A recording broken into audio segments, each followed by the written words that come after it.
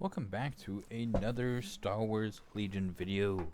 Today I'm going to go over kind of what my idea has been for Tours of Duty campaign or campaigns. I'm going to go over what me and my buddy are going to do and kind of the rules behind it, and hopefully this helps spark some other people's imaginations with what you can do with Tours of Duty.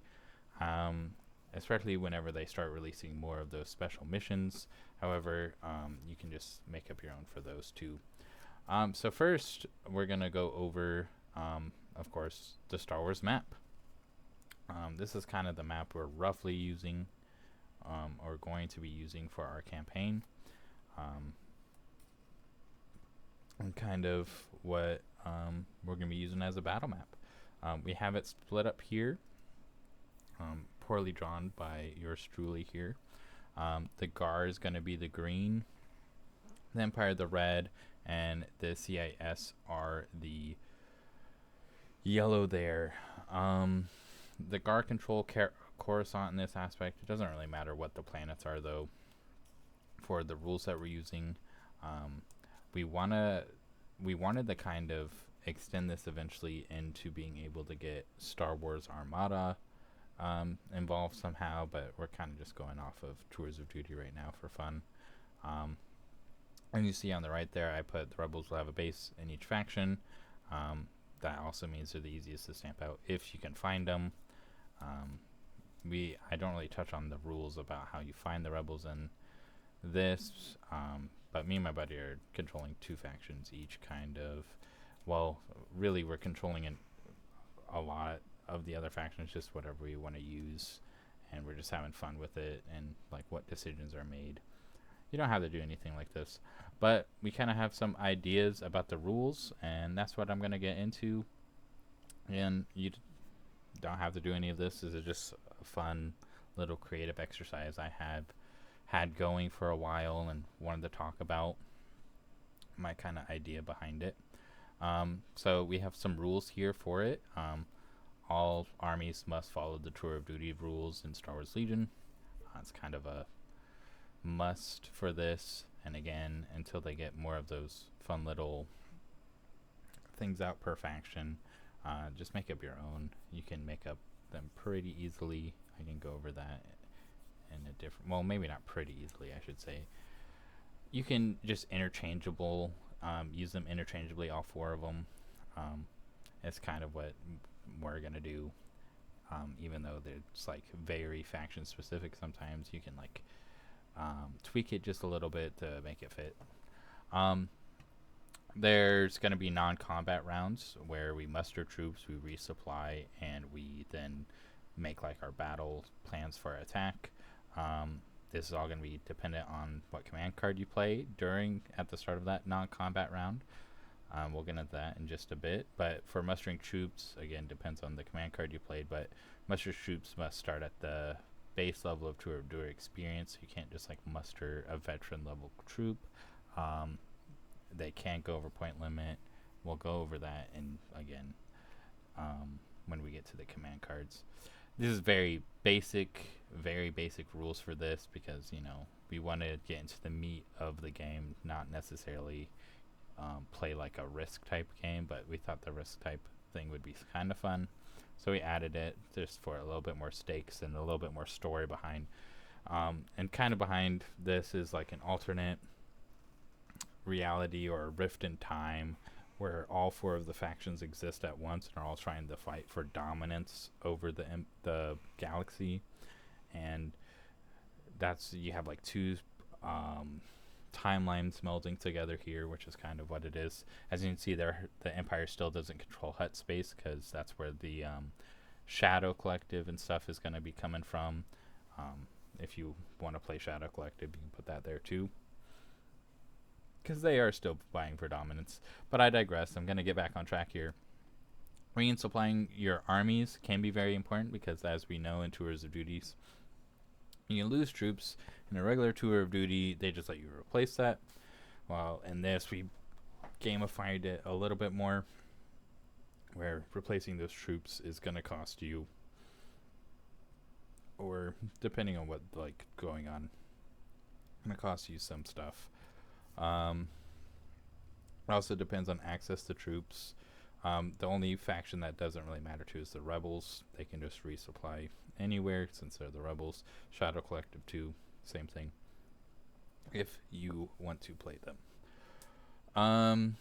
Moving on, we have attack. Attack can only take place on planets next to where your unit is stationed. So if it was on, oh man, yeah, just like right next to each other, a jump away, if you will. Attacking a planet without forces on it just means that that faction takes that planet automatically, and attack order depends on the command card played. And then we get to the command cards, and it's during non-combat rounds, each player will play a generic 1, 2, or 3 pip. You'll just use like the generic ones, which are assaults, those ones that you get in every starter pack for a faction. Standing orders is the only one not on here because you don't want standing orders when you're general planning out attack, really. Always want to be doing something. Like I said, these non-combat rounds aren't going to be very long. They're not meant to be. You want to get into the meat of it, and then you want to plan your game next, which is kind of what this is. This is like an in-between when you're not sitting down at a table planning or like playing, and you're like off at work or something. You can message back and forth about this, and you don't even really need the command cards. We just added the command cards for a bit of fun to add in some more Star Wars Legion stuff. But yeah, you can just be like, I playing 1, 2, or 3, and depending on what that is, it helps. And you don't even have to play with it. Like, I mean, of course you don't, but I just thought it was fun. 1 pip means you attack first. This really only matters if they're also wanting to attack a key planet that you have troops on. You can move your troops first, attacking first. Of course, if you win the day with troops left, or if you lose and you still have troops left, those troops will retreat back to that planet. Stuff like that. Something I forgot to put in there is for retreating. And if you win while attacking and they still have forces left, they're going to have to retreat them. And then you can even have special rules for like your paragons and other things like that are already in tours of duty about how they retreat. And this, you can capture them and stuff if you want. We haven't really talked too much about it because we wanted to get the basics done first. Yeah, it's just all a bit of fun. 2 pip means you'll be able to resupply your army better. This means that any army you have that is missing units, you get to resupply. This can be very strong. Again, this is if you're controlling a specific faction, which me and my buddy aren't really going to do, but again, just to gamify it a little bit.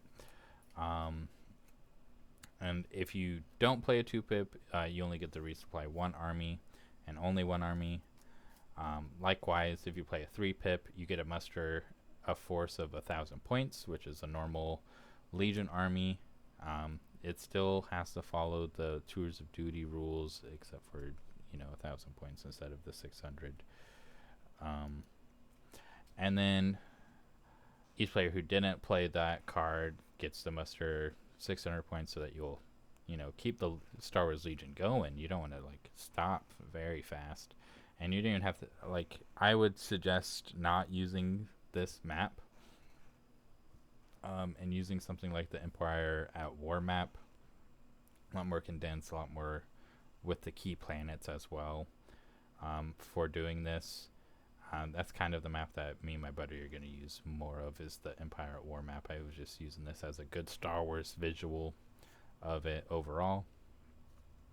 Of course, each planet starts with a force of 600 points, and that's just so that you can't just roll through the armies or the planets very easily. They all have some kind of troops, even if it's just like base troops. And of course, they're all secret until they get attacked, so that the enemy doesn't know this. But once they do attack or get attacked, then the person you're playing with will know where that army is, what that army's name is, stuff like that, and you can have a lot of fun with that.